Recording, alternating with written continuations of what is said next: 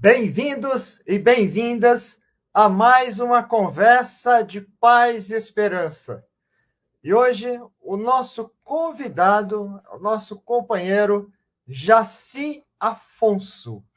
Jaci Afonso é presidente do Partido dos Trabalhadores e das Trabalhadoras aqui do Distrito Federal. E hoje nós vamos conversar sobre os 45 anos do partido que foram completados na última segunda-feira, dia 10 de fevereiro.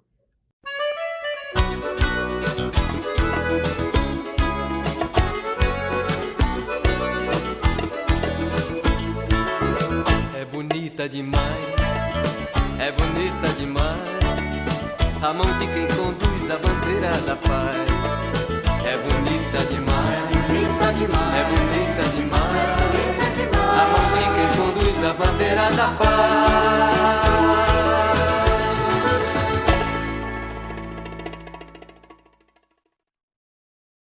Antes de trazer o Jaci aqui na tela, eu quero pedir para que você se inscreva no canal e ajude a compartilhar. Seja aqui no Conversas de Paz e Esperança, seja também no canal Frei Gilvander, Luta por Terra e por Direitos, mas também na TV Causas da Vida. Especificamente, no Conversas de Paz e Esperança, nós já chegamos a 879 inscrições. Daqui a um mês a gente vai estar completando um ano de programas semanais. Eu gostaria de que a gente conseguisse chegar a 1.000 inscrições. Eu quero contar com a sua colaboração. Aproveita, enquanto eu trago o Jaci Afonso aqui para a tela, e já se inscreva e ajude a divulgar o nosso canal. Ele é muito importante. A sua participação é fundamental. Por isso que a gente se anima todas as segundas-feiras, às 8 horas, está aqui com Conversas de Paz e Esperança. Jaci Afonso, bem-vindo a Conversas de Paz e Esperança. Que bom. Tô aqui com a camiseta do Lula. Esperança, ó. Opa, mostra aí para nós. Olha só. Jaci Afonso. E paz nesse momento que a gente tanto precisa, né? O mundo precisa muito de paz nesse momento tão conflituoso. Parece que combinou aqui o dia. Com certeza. Jaci, a gente sempre traz aqui para o nosso programa os nossos convidados para trazer um tema interessante. Esse dia especial, vamos falar dos 45 anos do PT. Mas as pessoas, alguns não conhecem você certamente. Esse programa ele é exibido a nível nacional, né? Tem pessoas de vários cantos do país que acompanham. O DF aqui todo mundo já te conhece, mas quem que é Jaci Afonso? Quem que é esse companheiro aí de luta? Fala da sua história, conta dos seus milagres, das suas esperanças. Opa, muito obrigado, Daniel, por esse espaço, essa conversa maravilhosa que sempre nos inspira quando você fala, com a doçura das suas palavras e do seu conteúdo. Então, fico muito agradecido de poder participar aqui com você do programa. Bem, eu sou, como vários aqui de Brasília, eu sou um migrante, vim do interior de Minas Gerais, lá de João Pinheiro, no interior de Minas Gerais, fica aqui na BR-040, a 300 quilômetros aqui de Brasília. E o sonho do meu pai, quando da construção, ele era um agricultor familiar, 12 filhos, né? O sonho dele era vir para Brasília. Então, meu pai era um agricultor familiar e as minhas irmãs que vieram para cá em 1968 estudar em Brasília aqui, fazer o curso normal aqui em Brasília. E hoje viraram depois professoras do Distrito Federal e o meu sonho do meu pai era exatamente poder ser uma aposentada aqui com seus filhos. Infelizmente, no ano seguinte, meu pai faleceu em 1969. Então, a minha mãe era uma senhora muito cuidadosa com seus filhos, conseguiu, né? Eu sou o 11º filho, ela conseguiu, o meu irmão mais novo tinha 4 e meu irmão mais velho tinha 26 anos. Então, eram 12 filhos e ela conseguiu cuidar desses. Talvez um pouco, eu lembro dela dos sábados à tarde, ir na igreja, fazia parte das Filhas da Maria e a organização. Então, talvez essa atitude dela ali da vida religiosa, de ter um espírito cristão, contribuiu para isso. Então, eu vim para cá em 74, em Brasília, fui morar em Taguatinga, e depois eu acabei, como sendo arrimo de família, o Banco do Brasil tinha um programa que as escolas escolhiam seus 10 melhores alunos e que fosse arrimo de família. Então, eu fui um dos escolhidos pela minha escola, o Colégio CTN, em Taguatinga Norte, o colégio que o nosso medalhista dos 800 metros, Joaquim Cruz, estudava ali, né? Eu fiz o concurso do Banco do Brasil para ser office boy do Banco do Brasil. E passei no concurso de office boy. Depois eu fiz concurso e virei funcionário de carreira do banco, e sou funcionário do banco desde 1977, e a partir dessa experiência de banco, eu virei sindicalista, né, pelo convívio ali com os companheiros, sem dúvida nenhuma, quando eu entrei em 77, tinha ocorrido a greve dos estudantes da Universidade de Brasília, né, uma greve importante ali na redemocratização, e depois com o processo do Lula, o Lula veio fazer campanha aqui em 1980 para eleição da chapa de oposição aqui nos sindicatos bancários, que o Augusto Carvalho foi eleito presidente do sindicato junto com outros companheiros. O Augusto depois foi constituinte, ele era um militante do PCB. Então, a minha vida sindical, e eu fiz uma opção não pelo PCB, sempre tive até um dia desse na reunião dos amigos do PCB, PCB de todos os tempos, mas eu não optei pelo PCB, eu optei pelo PT, em função da sua proposta inovadora naquele momento, no início dos anos 80. Então, fui um dos organizadores do núcleo dos bancários aqui de Brasília. Então, a minha história é a partir dessa vida da luta da classe trabalhadora, de um filho de um agricultor familiar que veio para Brasília como migrante aqui para a capital de todos os brasileiros. Você falando, você veio para Brasília em 74, né? Eu também, só que eu nasci em 74, estou brasiliense. E o CTN, eu quase estudei de CTN, que na época que eu fui para o ensino médio, lá tinha edificações e eletrônica, eram os dois cursos que tinha. Eu fiz até um teste de seleção, passei para fazer edificações. Eu falei, não, eu quero contabilidade, era no SEAB. Aí eu fui pro SEAB. E aí depois eu ia fazer uma experiência no BRB de estágio, só que aí eu fui pro seminário e aí não entrei no BRB. Mas quase eu passo pela mesma trajetória aí sua. Também, que bom. É sempre um colégio muito bacana. Eu vi até esses dias o professor Marconi falando de um aluno lá que passou na UNB, que vai fazer cinema, e do Grêmio Estudantil. Então sempre foi uma referência ali, o CTN ali em Taguatinga. Verdade. Bem, Jaci, a gente quer conversar hoje sobre os 45 anos do Partido dos Trabalhadores e das Trabalhadoras. Que partido é esse? Que história é essa? O que a gente tem para comemorar? Qual o significado que esse partido tem para o nosso Brasil, para a América Latina? Fala do Partido dos Trabalhadores para nós, dessa comemoração que fizemos na segunda-feira passada, mas que é uma comemoração que continua, já aconteceram na semana passada 2 sessões solenes, né, de homenagem ao Partido dos Trabalhadores. E o que você tem para me contar da história desse partido?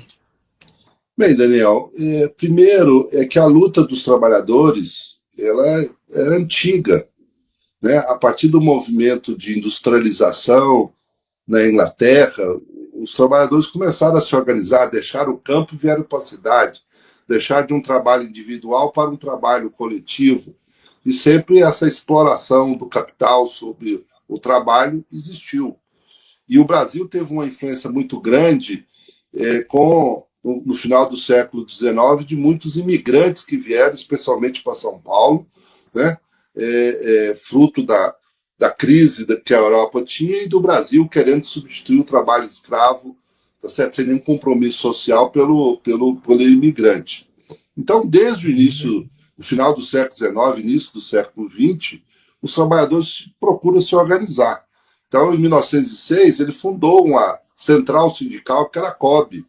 Em 1922, fez uma greve geral em 1917 em São Paulo, organizou seu partido político em 1922. Cada momento você tem um nome, então, portanto, é uma história, não é um momento, né? E o PT surgiu ali, depois do golpe militar de 64, né? Nós estamos vendo agora o filme Ainda Estou Aqui, que busca mostrar o que é uma ditadura militar, como é que eles assassinam pessoas, desaparecem.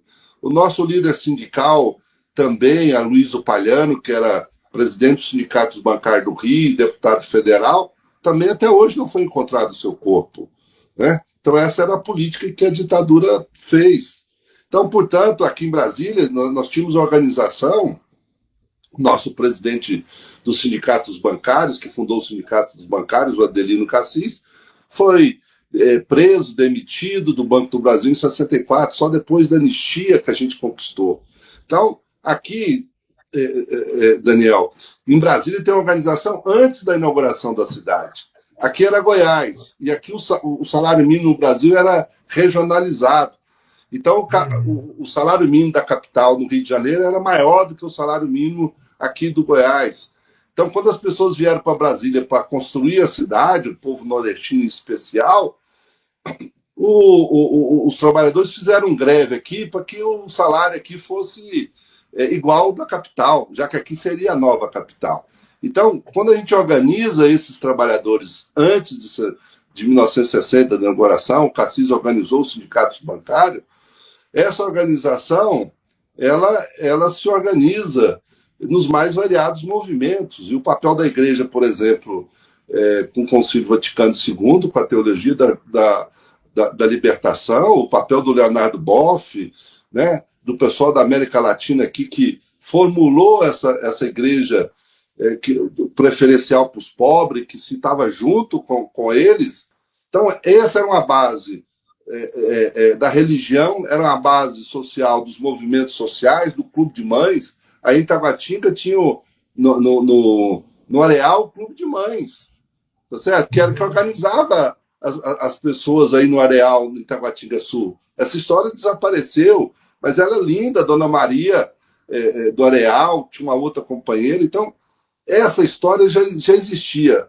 O Lula apenas, ao liderar e ser metalúrgico no setor de ponta do capitalismo, que era o setor industrial automotivo em São Paulo, e liderando aquelas greves, se opôs a uma política de ditadura.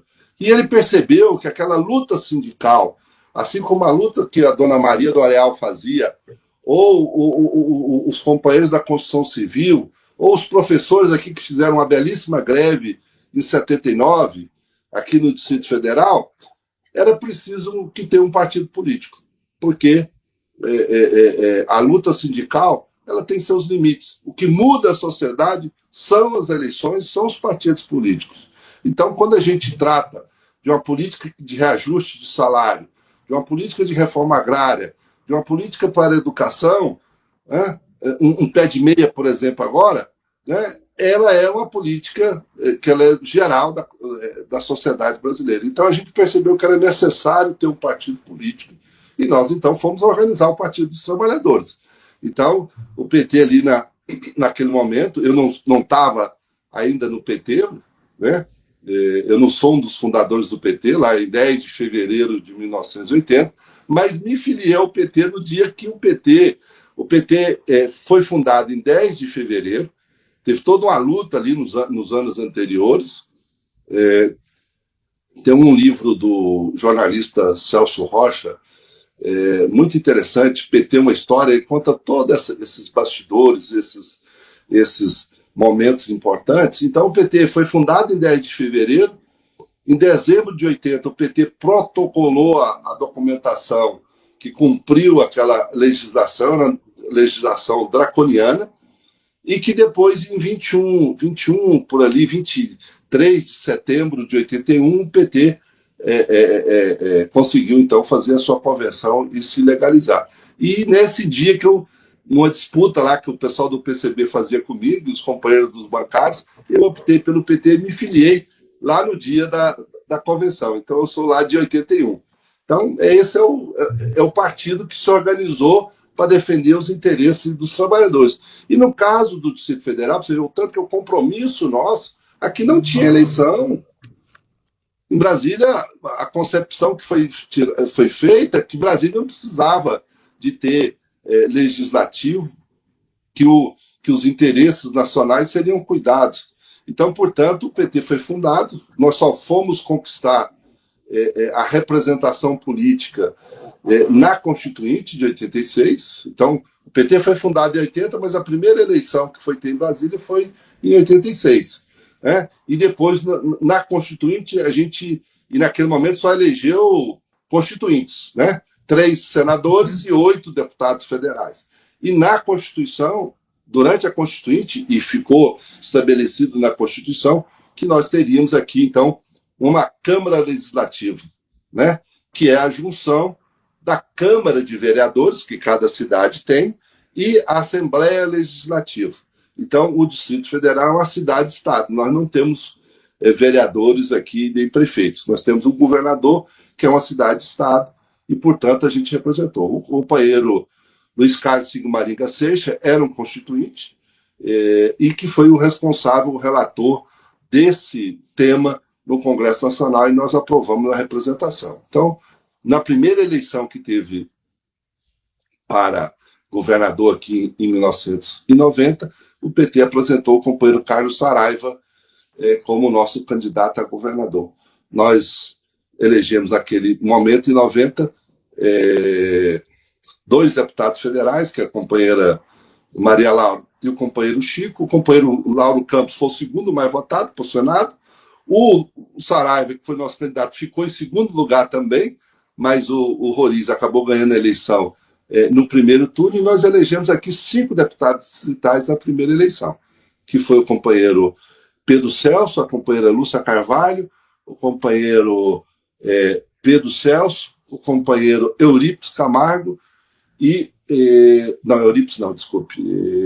Eurípides foi na... Não, Eurípides mesmo. Eurípides, desculpe, 90, o companheiro Eurípides e o companheiro Vazir. Falei aí por ordem de votação. Tanto a Maria Laura como o Chico, como o Pedro Celso, a Lúcia Carvalho, o Margelo, o Eurípides e o Vazir. Então, essa é o início do PT, é exatamente isso, nessa primeira eleição. História bonita e importante, né? Saber que também essa luta pela autonomia política do Distrito Federal, o PT também teve uma participação importante nisso, né? Do ponto de vista das mobilizações, etc.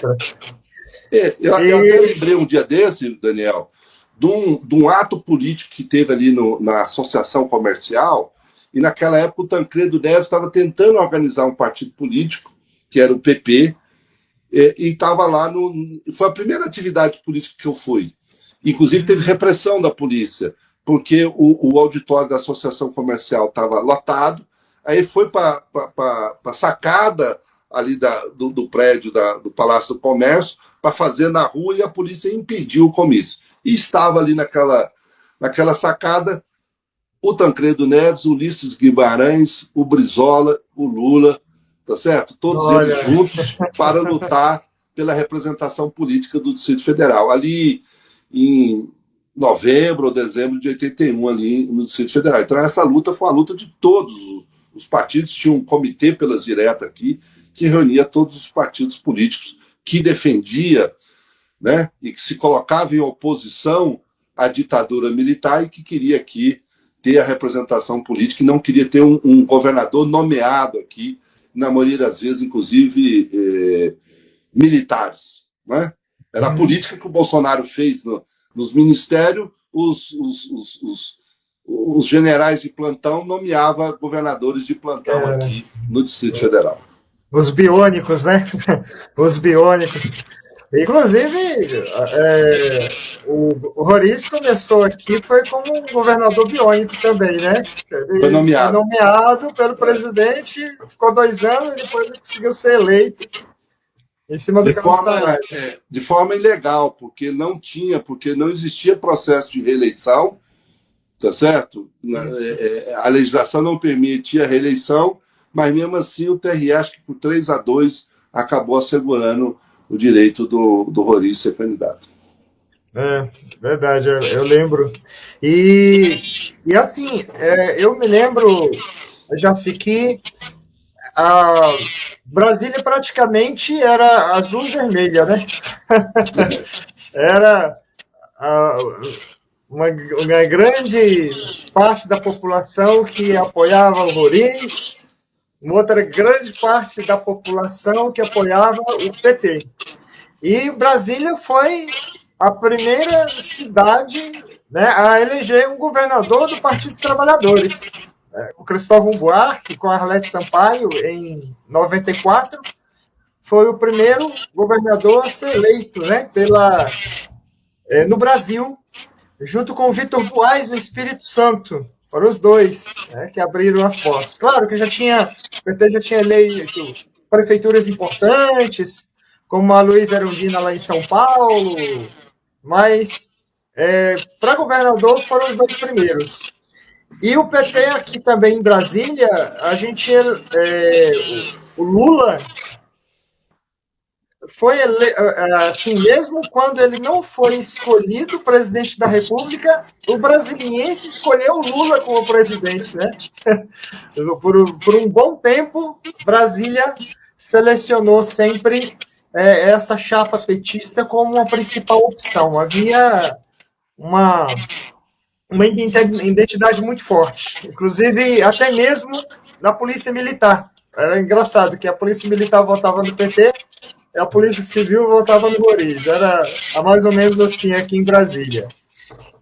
Ocorre que nos últimos anos, né, nas últimas eleições, parece que esse encantamento pelo PT aqui no Distrito Federal, as novas gerações não têm escolhido com a mesma ênfase o Partido dos Trabalhadores como no passado. Você consegue avaliar, Jaci, o que pode ter ocorrido e assim, o que está faltando para reencantar o brasiliense para com o Partido dos Trabalhadores? Vamos tentar aqui. Antes, só um detalhe, como aqui é um programa nacional, quando eu falei aqui que os generais nomeavam um militar aqui no Distrito Federal, isso também ocorria, Daniel, em Rondônia, no Roraima e no Amapá, que eram territórios que não elegia o governador. E cada um era o seguinte: num estado era a Marinha, no outro estado era a Aeronáutica, e no outro estado, no território, naqueles 3 territórios, era uma cadeira cativa de cada uma das armas que nós tínhamos, a Marinha, a Aeronáutica e o Exército. Então, só para contextualizar, e acabei não falando ou lembrando disso. Eu acho, Daniel, que esse fato aqui do PT ter se organizado, né, a maioria dos sindicatos foram criados ali nos anos 80, né, uma safra de sindicatos criados antes de 64, construção civil, bancários, comerciários, a outra safra é ali no final, os professores de 79 e os outros sindicatos. Então, havia um papel preponderante aqui dos servidores públicos, dos trabalhadores das estatais, e o PT era bem organizado nesses sindicatos, nessa base social, tanto é que a maioria dos nossos deputados eram sindicalistas. A Maria Laura era líder sindical dos servidores públicos, o Chico Vigilante era dos vigilantes, o Magela dos bancários, a Lúcia Carvalho dos professores, né? O Pedro Celso dos rodoviários. Então você vinha, depois em outro momento, a companheira Maninha foi deputada da área da saúde, então o Paulo Tadeu dos eletricitários. Então, existiu aqui sempre uma representação forte. O Lula ganhou a eleição aqui em 89 no primeiro turno, a única unidade da federação que o Lula ganhou no primeiro turno. Ganhou no segundo, Brasília, Rio Grande do Sul, Rio de Janeiro e Pernambuco, cada aliança com a Arraes e com o Brizola no segundo turno. Então, realmente tem um papel. Ganhamos a eleição em 94. O Vitor já tinha sido prefeito, quando em 88 o PT elegeu 3 prefeitos de capitais. A Luísa Orondina, o Olívio Dutra e o Vitor Boas. O Vitor, então, depois em 94, junto aqui com o Cristóvão, que tinha sido reitor da Universidade de Brasília, nós ganhamos a eleição. Então, eu acho que há um certo, vamos dizer assim, a política tem um certo cansaço de quem está no poder, e o PT tem tido essa capacidade a nível nacional, né? Eu acho, inclusive, que a questão do golpe foi porque eles verificaram que não ganhava a eleição do PT do Lula. Ou seja, o Lula, você olha as eleições do mundo, é alternado. Aqui você tinha 4 anos de eleições, 4 eleições seguidas, 2 do Lula e 2 da Dilma. Então, assim, nós temos que interceptar isso. Então, acho que a gente não percebeu essa organização da direita, que não é só no Brasil, né? Acho que nós descuidamos dessa, ficamos meio tranquilos por estar ganhando as eleições, né? Depois nós ganhamos a eleição com o Cristóvão, depois ganhamos aqui a eleição com a Agnello, depois de 2010, ou seja, nós já governamos a cidade, são excelentes governos, foram excelentes governos, mas na questão política, na habilidade, na forma de conversar, na comunicação, a gente muitas vezes deixa de ter uma comunicação. Então, acho que a gente descuidou dessa visão de uma organização de um partido político enraizado no território.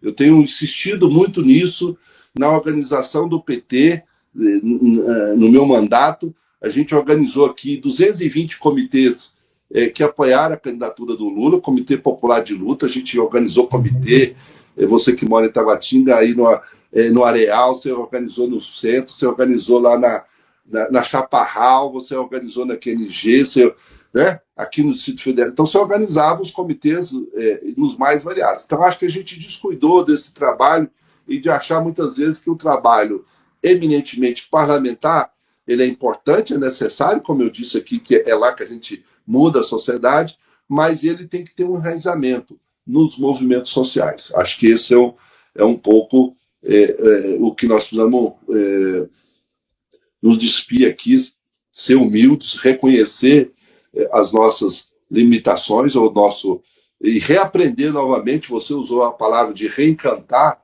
né? Eu sou um militante muito, parece que a moda antiga, como diria o Roberto Carlos, né?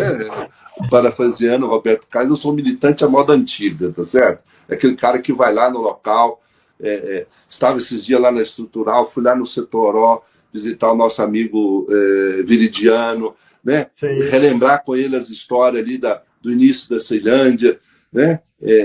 Ele que era ali da Vila API, né? Para quem sabe aqui, Ceilândia é a maior cidade de Brasília. Ela no final dos anos 60, ela significava a Companhia de Erradicação de Invasões. Então, foi a tentativa do governo de pegar as ocupações dos moradores que vieram para cá e colocar tudo na Ceilândia. Então, a luta que o Eurípides e o Viridiano tem ali da história do movimento popular, de moradia e tal, é muito importante. Então, acho que a gente precisa pensar nisso, como que a gente organiza.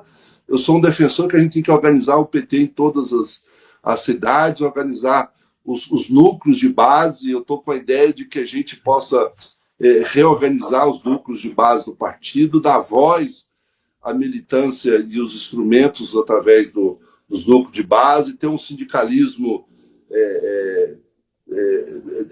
de base, né? O sindicalismo da CUT é um sindicalismo classista, democrático, de luta, né? Essa reorganização do capital. Eu sou bancário, cadê as agências bancárias? Cadê entendeu? Aquele poder que a gente tinha, que os bancários tinham? Eu lembro que a primeira greve que nós fizemos em 85, o cartaz dizia o seguinte: Se não sacou, é bom sacar. Os bancários vão parar. Então você não tinha cartão de crédito, você não tinha terminal eletrônico, você não tinha. Hoje o banco é virtual, você abre a conta, movimenta, faz tudo, todo mundo é bancário, faz tudo para os bancos, ele não precisa ter funcionário ou poucos, e ainda por cima eles te cobram a tarifa do serviço que você mesmo faz. Então, já tem uns 10 anos que eu não vou numa agência bancária, minha agência é do ramo, eu nem sei onde mais aqui. Então essa é uma mudança, se a gente não compreender isso, essa ideologia entre aspas, do empreendedorismo, do trabalhador que está lá desprotegido, né? A motivação, Daniel, do golpe, né, contra a presidente Dilma era para fazer mudanças na legislação trabalhista, como foi feito, né? Revogar várias coisas, igual o Trump está fazendo nos Estados Unidos. Então, portanto, nós precisamos repensar a forma de organização, aquela organização que nós tínhamos nos anos 80, tá certo? Ela não é a mesma, mas nós precisamos refazer, recomeçar isso, né? Fazer uma mudança desse compromisso, porque o partido é o que mudou o país.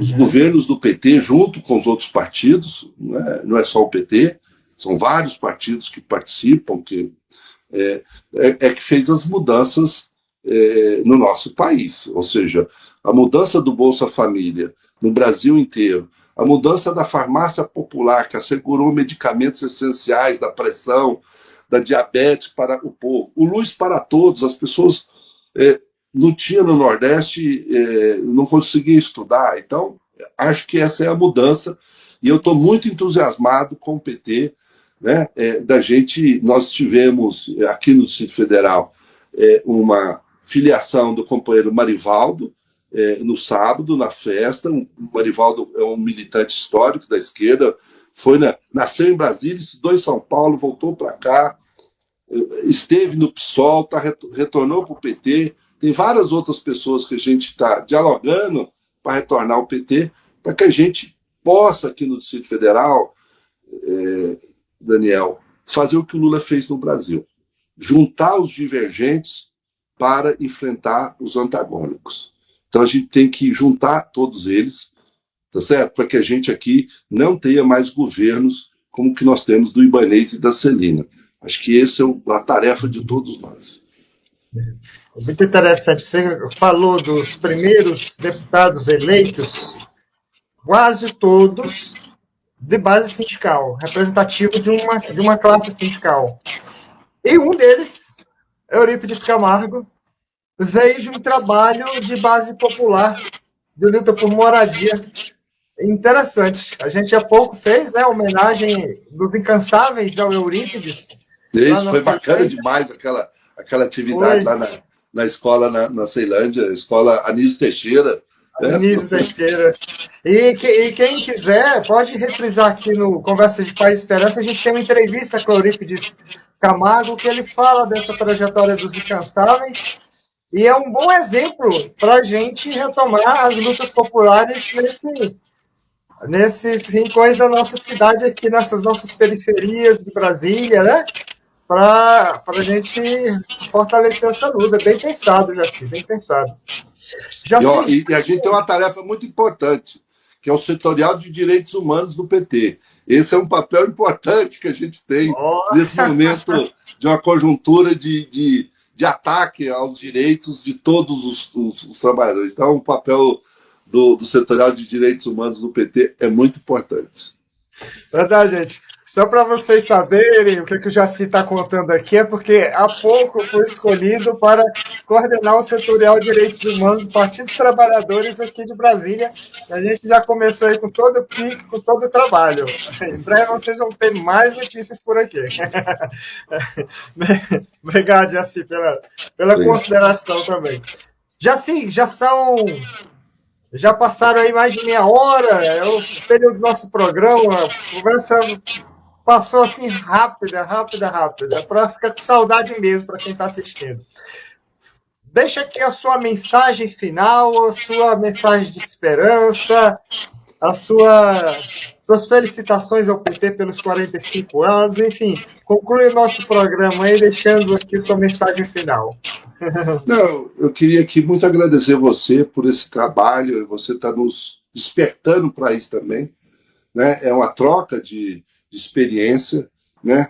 Eu conversava há pouco com o Daniel e contando, não, eu estou saindo aqui do trabalho, eu tô saindo às 6:30 da manhã, eu ando de ônibus, transporte público, então essas são realidades que muitas vezes a gente... Então, parabéns pelo seu trabalho, pela essa relação, nós queremos ter uma vida suprapartidária, ou seja, nós somos do PT, mas não somos só nós,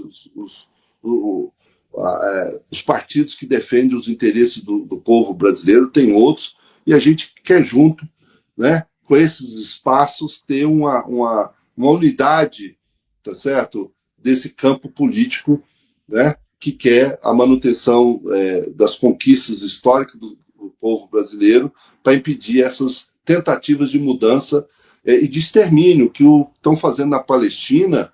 É isso, é a tentativa de exterminar. Então, essa resistência nossa, ela é muito importante e o PT vai contribuir, sem dúvida nenhuma, para esse momento histórico da classe trabalhadora. Obrigado e todos, e quero convidar. Faça uma opção partidária, né? Toma um partido, toma uma posição, né? Faça uma opção de um partido político, atue em um partido político. Então é isso que eu queria sugerir, e nós achamos e convidamos aqueles que se identificam mais com a prática política e as propostas políticas do PT, que venha para o PT. Nós receberemos com braços abertos todos esses companheiros e companheiras. Jaci Afonso, muito obrigado pela presença, a todos vocês que acompanharam o nosso canal nesta noite, e até a próxima segunda-feira no Conversas de Paz e Esperança.